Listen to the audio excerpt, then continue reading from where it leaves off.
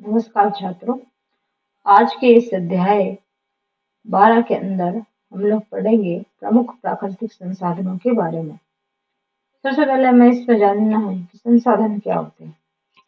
संसाधन का सीधा अर्थ है कि ऐसे सभी वस्तुएं जो हमारे दैनिक जीवन की आवश्यकता को पूरी करने के लिए जरूरी है, वो सब क्या कहलाते हैं? संसाधन।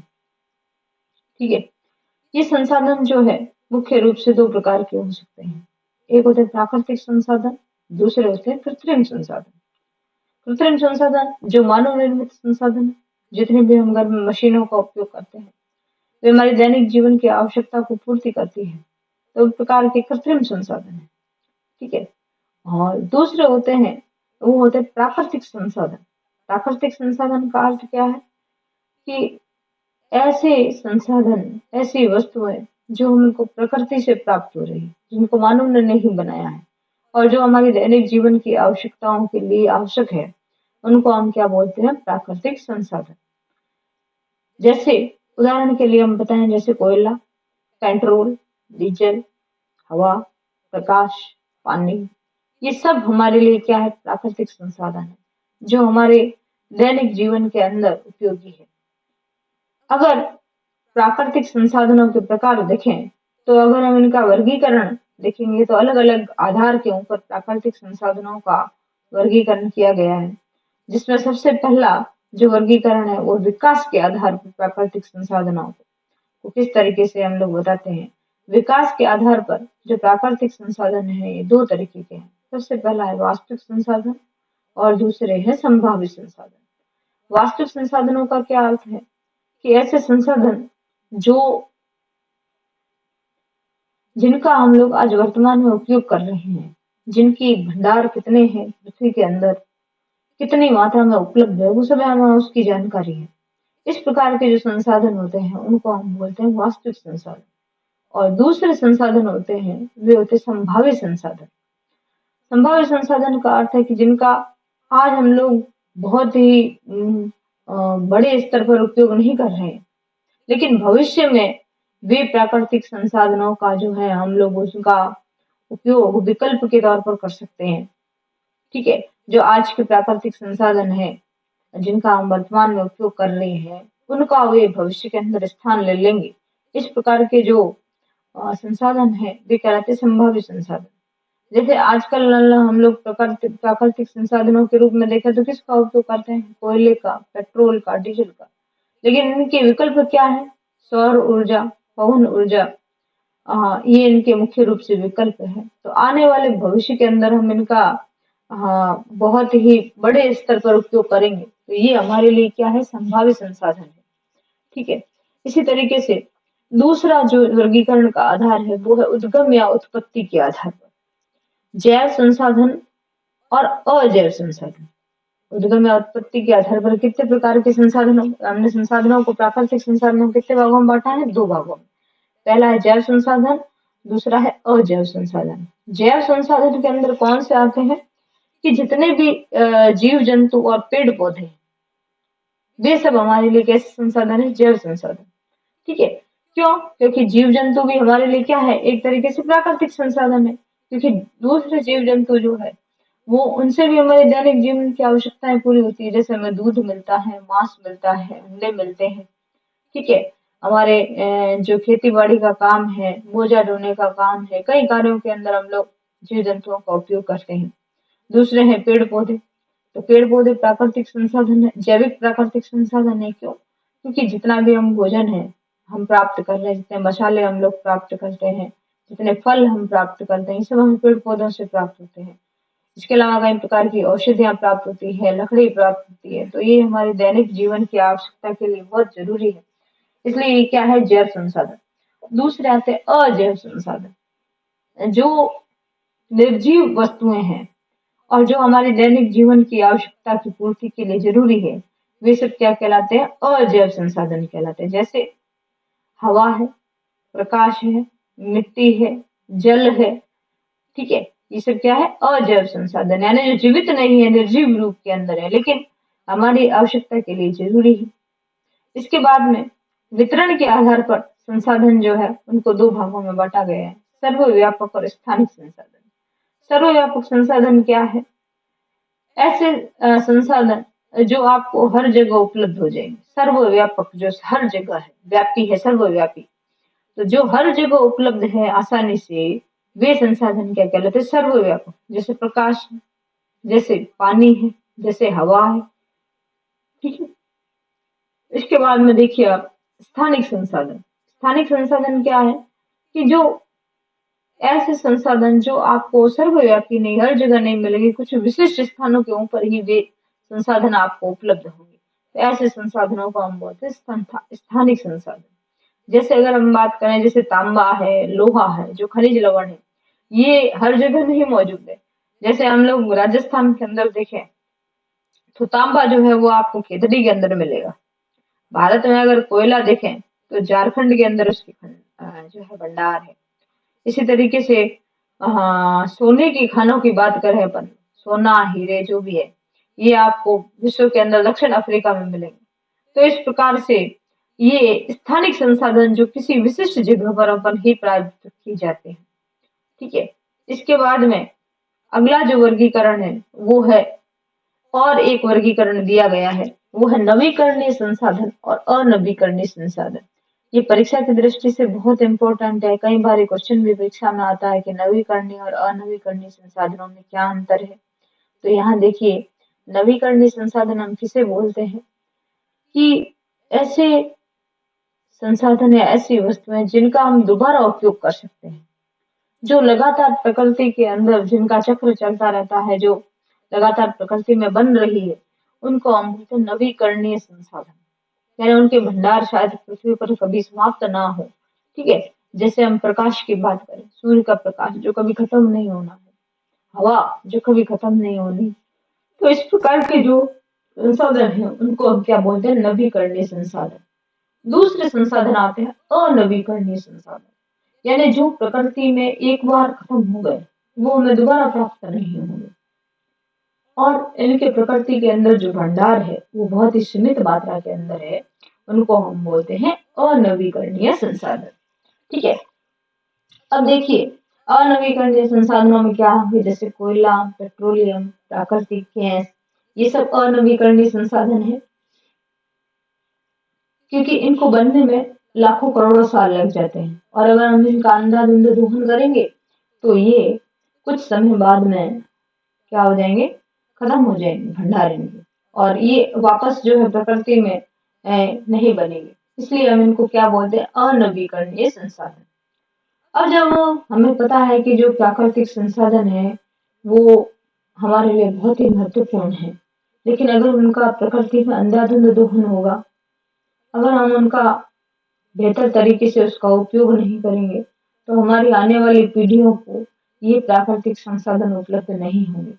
इसलिए इन प्राकृतिक संसाधनों का बेहतर तरीके से प्रबंधन जरूरी है। प्रबंधन का अर्थ क्या है? प्रबंधन से अर्थ है कि हम कितना बेहतर तरीके से किसी वस्तु का संसाधनों का कितना मितव्ययितापूर्ण तरीके से उनका उपयोग करें, ताकि हमारी आवश्यकताएं पूरी हो और वो हमारी आने वाली पीढ़ियों के लिए भी वो संसाधन उपलब्ध रहे।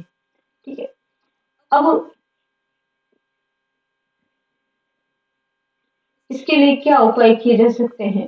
देखिए, इसका ये कतई भी अर्थ नहीं है कि भाई हम प्राकृतिक संसाधनों का प्रयोग ही ना करें या उनके लिए हम कंजूसी करें। अगर हम ऐसा करेंगे तो हमारा विकास रुक जाएगा।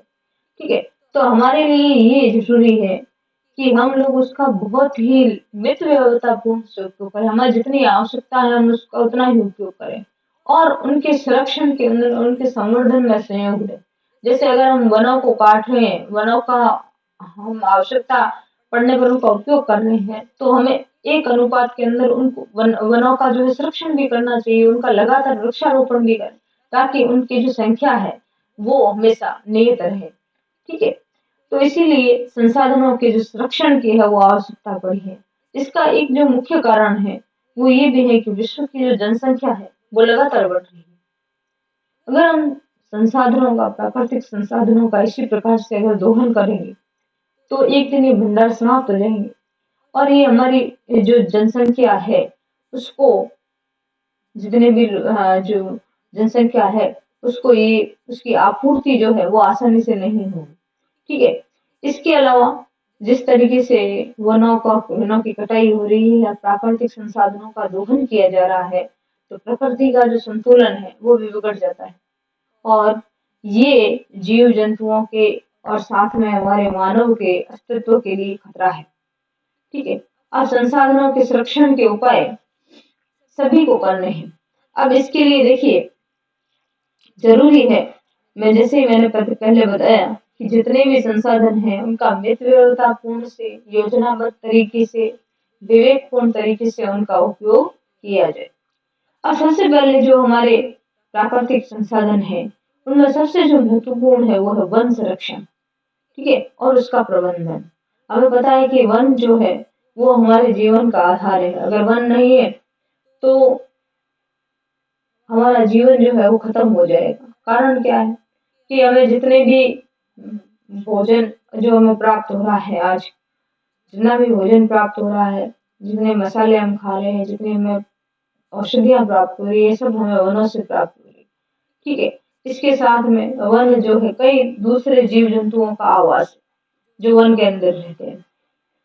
वन जल के संरक्षण के अंदर, पानी के संरक्षण के लिए, बरसात जो हमारे होती है, जो जल चक्र चल रहा है उसमें वनों का एक बहुत महत्वपूर्ण योगदान है। अगर वनों की कटाई कर दी जाएगी तो ये जो बरसात का चक्र है वो खत्म हो जाएगा, नदी नाले सूख जाएंगे, उनमें जो जल के स्रोत है वो सब खत्म हो जाएंगे। इसके अलावा अगर वनों की कटाई की जाए तो वन क्या करते हैं कि मिट्टी के अपरदन को रोकते हैं।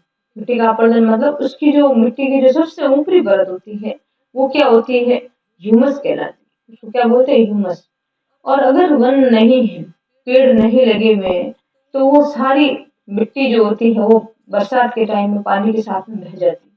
लेकिन जहाँ पर वन घने हैं तो ये क्या करती है, उस अपरदन को, उस मिट्टी के कटाव को रोकती है। और इस प्रकार से मृदा का जो उपजाऊपन है वो बना रहता है। ठीक है। अब आज के अब कुछ समय से क्या हो रहा है कि जो लकड़ी का व्यापार है वो बहुत ज्यादा बढ़ने के कारण अंधाधुंध वनों की कटाई की जा रही है, पेड़ों को काटा जा रहा है। ठीक है। और ये इस कारण से भूमि का जो उपजाऊपन है वो कम हो रहा है। वन्य जीव जो पेड़ पौधों के, जो जंगलों के अंदर रह रहे हैं, उनकी संख्या लगातार कम हो रही है। ठीक है। तो इसलिए जरूरी है कि वनों का रक्षा की जाए, उनका संरक्षण किया जाए। ठीक है। अब देखिए, वनों का संरक्षण अगर देखें अपन लोग, तो अब वनों की कटाई के अंदर देखें तो एक जो मुख्य कारण है वो है झूम खेती। उसको भी वन उन्मूलन या वन की कटाई का एक महत्वपूर्ण कारण माना जाता है। झूम खेती का क्या अर्थ होता है कि ये इस प्रकार की खेती होती है कि इसमें किसी एक जगह की जो वनस्पति है, वहां के जो पेड़ पौधे हैं, उनको क्या कर दिया जाता है, जला दिया जाता है। और जलाकर भूमि को सपाट बनाकर और उसके बाद में उस पर खेती की जाती है। ठीक है। तो इसमें तो क्या होता है कि 2-3 साल के लिए तो उसके अंदर उस भूमि के अंदर फसल हमें अच्छी प्राप्त होगी, लेकिन कुछ समय बाद में वो भूमि बंजर हो जाएगी और वो कभी भी काम की नहीं रहेगी। तो इस प्रकार से लोग क्या करते हैं कि वो 2-3 साल तक अच्छी फसल लेते हैं, फिर उस जमीन को बंजर करके छोड़ देते हैं और फिर किसी और जगह पर वही, किसी और जंगल के अंदर वही प्रक्रिया अपनाएंगे।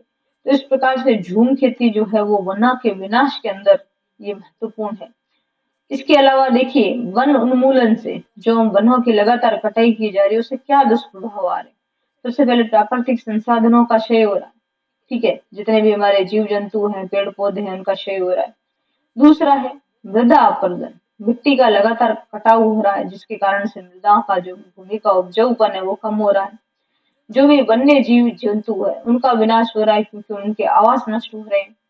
इसके अलावा मरुस्थलीकरण लगातार बढ़ रहा है। अगर पेड़ पौधे नहीं होंगे तो रेत के जो टीले हैं वो बहुत ज्यादा बढ़ जाएंगे, जिससे मरुस्थलीकरण बढ़ रहा है। ठीक है। और प्रदूषण की समस्या, जो सबसे बड़ी समस्या, और प्रदूषण की समस्या उत्पन्न हो रही है। अब देखिए, वनों के संरक्षण के लिए क्या क्या उपाय किए जाने चाहिए। तो सबसे पहला है कि वनों की जो कटाई है वो सीमित रूप में होनी चाहिए। इसके साथ साथ में जितना पेड़ों को काटा जाता है उतने ही पेड़ और नहीं लगाए जाए। ठीक है। इसके अलावा देखिए, कई बार वनों के अंदर आग लग जाती है। आग लगने के क्या कारण होते हैं कि कई जो वनों के अंदर घूमने जाते हैं लोग, वो सिगरेट है, बीड़ी है, वो जलती हुई फेंक दी वहां पर। ठीक है। उसके कारण से वन में आग लगी। कई लोग जो आ, पार्टी वगैरह करते हैं वनों के अंदर, कैंप फायर जो रात को जलाते हैं, आपने देखे होंगे, तो उसके अंदर भी, उसको भी अगर जलता हुआ छोड़ दिया तो वो वन के अंदर आग पकड़ लेता। कई बार आपस में जो पेड़ों की टहनियां हैं उनके टकराने से चिंगारियां उत्पन्न हो जाती, तो वो उनसे वनों के अंदर आग लग जाती है। तो इस आग से सुरक्षा करनी जरूरी है। इसके बाद में देखिए, वनों को हानिकारक कीटों से बचाया जाए, क्योंकि कहीं जो वन जो हमारे लाभदायक वन है, जिसके अंदर बहुत ही महत्वपूर्ण लाभदायक पेड़ पौधे हैं, उनमें कीड़े लग जाए तो वो पेड़ पौधे खराब हो जाएंगे। तो उनमें दवाओं का छिड़काव करके उनको रोगग्रस्त होने से बचाया जाए।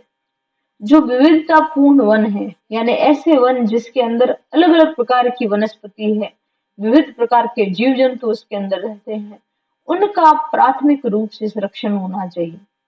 ठीक है। इसके अलावा खेती करने के लिए और मकान बनाने के लिए, बिल्डिंगें बनाने के लिए, उद्योग धंधों के लिए जो वन भूमि को काटा जाता है, उसके ऊपर रोक लगानी चाहिए। वनों की कटाई को रोकने के लिए ईंधन एवं इमारती लकड़ी के नवीन वैकल्पिक स्रोतों का उपयोग किया जाए। कि भाई आजकल जो हम लोग लकड़ी का उपयोग कर रहे हैं घरों में फर्नीचर बनाने के लिए, इस लकड़ी का कोई ना कोई विकल्प ढूंढा जाए। ठीक है। ताकि लकड़ी कम से कम जो है काटी जाए, जिसके कारण वन कम कटे। दूसरा है ईंधन का उपयोग जो हम आजकल कर रहे हैं, जैसे लकड़ी को जो काटा जा रहा है, तो लकड़ी की जगह आजकल हम जो एलपीजी गैसों का उपयोग करते हैं, इसका उपयोग किया जाए। गोबर गैस का उपयोग किया जाए। तो इस प्रकार से इनके वैकल्पिक स्रोतों का काम में लेना जरूरी है। इसके अलावा बांध एवं जो बहुउद्देशीय योजनाएं जो बनाई जाती है, जल परियोजनाओं के आपने नाम सुने होंगे, तो ये भी बनाने में बहुत सारे वनों का जो है विनाश किया जाता है। तो वन संरक्षण का इसके अंदर ध्यान रखा जाना चाहिए। इसके अलावा लोगों के अंदर समय समय पर रैलियों के द्वारा, नुक्कड़ नाटकों के द्वारा, कई उत्सवों पर वृक्षारोपण कर लोगों में जन चेतना जागृत करनी चाहिए। और ये हर व्यक्ति का एक महत्वपूर्ण कर्तव्य है। और कई छोटे छोटे उत्सवों पर भी, जैसे किसी का जन्मदिन है, कोई घर के अंदर कोई उत्सव है, किसी बच्चे का जन्म हुआ है, या घर के अंदर कोई मृत्यु हो गई, तो इन सब कार्यक्रमों पर वृक्षारोपण कर कर उस जो है कार्यक्रम को मनाया जाए, ताकि साथ साथ में वो वृक्षारोपण जो है उससे वृक्षों की संख्या लगातार बढ़े। ठीक है। और लोगों में जागरूकता की भावना उत्पन्न हो। इसके अलावा इसके अंदर ये जो वन संरक्षण का कार्य है, वो कोई एक व्यक्ति या सरकार का नहीं है, सामाजिक रूप से जो है वन का संरक्षण किया जाना चाहिए। ठीक है।